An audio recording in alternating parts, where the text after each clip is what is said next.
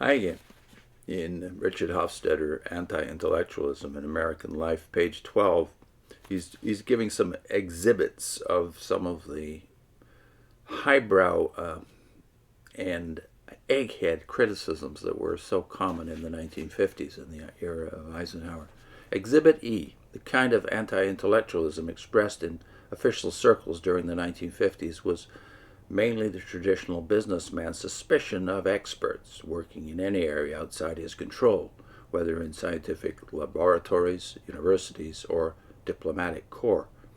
Far more acute and sweeping was the hostility to intellectuals expressed on the far right wing, a categorical, folkish dislike of the educated classes and of anything respectable, established, pedigreed, or cultivated. The right-wing crusade of the 1950s was full of heated rhetoric about Harvard professors, twisted-thinking intellectuals in the State Department, those who are burdened with Phi Beta Kappa keys and academic honors, but not equally loaded with honesty and common sense. The intellectual respectables and socially pedigreed, the cultural acceptable, the certified gentlemen and scholars of the day, dripping with college degrees, the best people who were for Alger Hiss, the compass diplomat in striped pants with phony British accent, those who try to fight communism with kid gloves in perfumed drawing rooms. These are actual phrases from the literature of the day.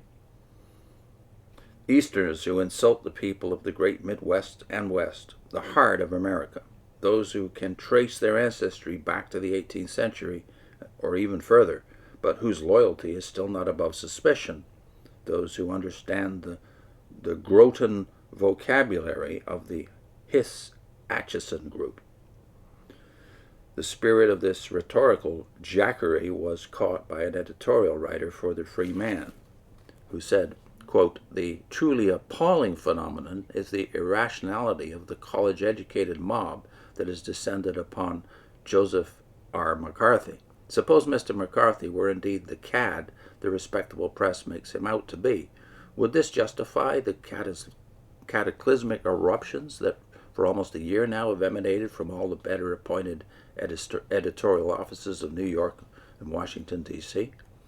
There must be something in McCarthy's personal makeup. He possesses, it seems, a sort of animal negative pole magnetism which repels alumni of Harvard, Princeton, and Yale. And we think we know what it is. This young man is constitutionally incapable of deference to social status." End of quote. McCarthy himself found the central reasons for America's difficulties in areas where social status was most secure.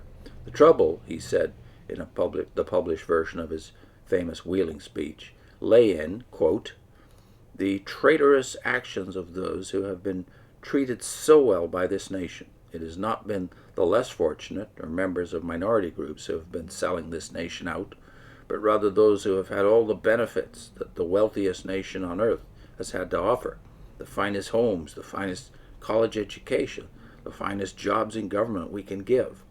This is glaringly true in the State Department. There, the bright young men who are born with silver spoons in their mouths are the ones who have been worst." End of quote. Now, Exhibit F. The universities, particularly the better-known universities, were constantly marked out as targets by right-wing critics. But according to one writer in the Freeman, there appears to have been only an arbitrary reason for this discrimination against the Ivy League, since he considered that communism is spreading in all our colleges. Quote, "Our universities are the training grounds for the barbarians of the future, those who, in the guise of learning, shall come forth loaded with pitchforks of ignorance and cynicism, and stab and destroy the remnants of human civilization. It will not be the subway peasants who will tear down the walls. They will merely do the bidding of our learned brethren, who will erase individual freedom from the lodgers of human thought." If you send your son to the colleges of today, you will create the executioner of tomorrow. The rebirth of idealism must come from the scattered monasteries of non-collegiate thought. End of quote. Exhibit G. Right-wing hostility to universities was in part a question of deference and social status, but in part also a reflection of the old Jacksonian dislike of specialists and experts. Here is a characteristic assertion about the equal competence of the common man, in this case the common woman, and the supposed experts, written by the amateur economist Frank Chodorov, author of The Income Tax, the Root of All Evil, and one of the most engaging of the right-wing spokesmen. Quote from Chodorov: "A parcel of eminent economists called into consultation by the Rockefeller Brothers Fund to diagnose the national ailment known as recession came up with a prescription that, though slightly condensed, covered the better part of 2 pages in the New York Times. The prominence of these doctors makes it presumptuous for one who has not majored in economics to examine the ingredients of their curative concoction. Yet the fact is that all of us are economists by necessity, since all of us are engaged in making a living, which is what economics is all about.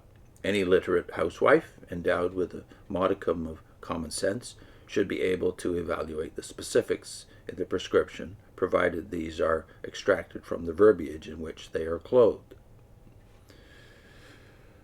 End of quote.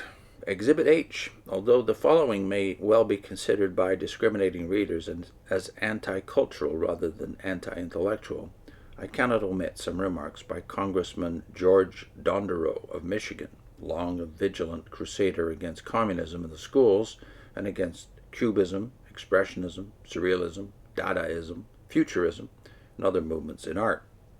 Quote, "The art of the isms, the weapon of the Russian Revolution, is the art which has been transplanted to America, and today, having infiltrated and saturated many of our art centers, threatens to overawe, override, and overpower the fine art of our tradition and inheritance.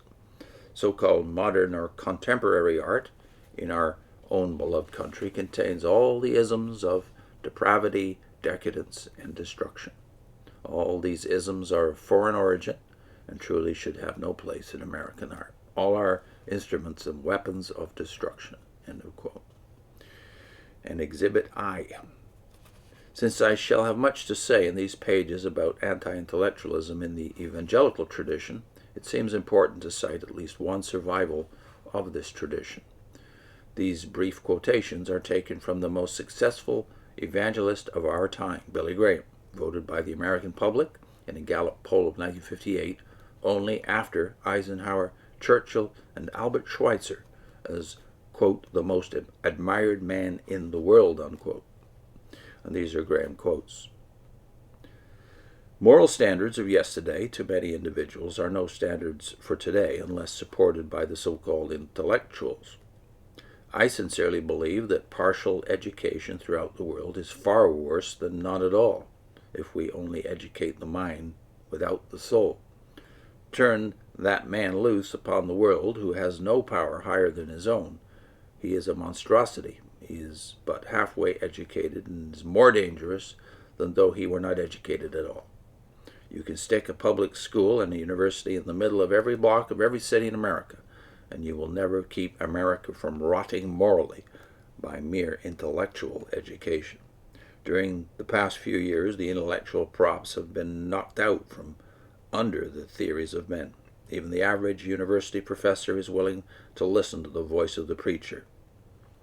In place of the Bible, we substituted reason, rationalism, mind culture, science worship, the working power of government, Freudianism, naturalism, humanism, behaviorism, positivism, materialism, and idealism. This is the work of so-called intellectuals. Thousands of these intellectuals have publicly stated that morality is relative, that there is no norm or absolute standard. And of course, all of these arguments are alive and well today, and I would think Hofstadter might have a slightly more moderate attitude towards some of them were he alive today to see the fruits after 2-3 generations. Before we go on with the exhibits of anti-intellectualism in the 1950s, I'll put in a link in this section to 5 characteristics of cultic groups. Says my interest in this intellectual tradition and historians like Hofstadter was generated by the growth of the cults from which I emerged, Jehovah's Witnesses. 5 characteristics of cultic groups. I think it's 2 or 3 videos altogether. I'll put the first video on your screen. See you next time.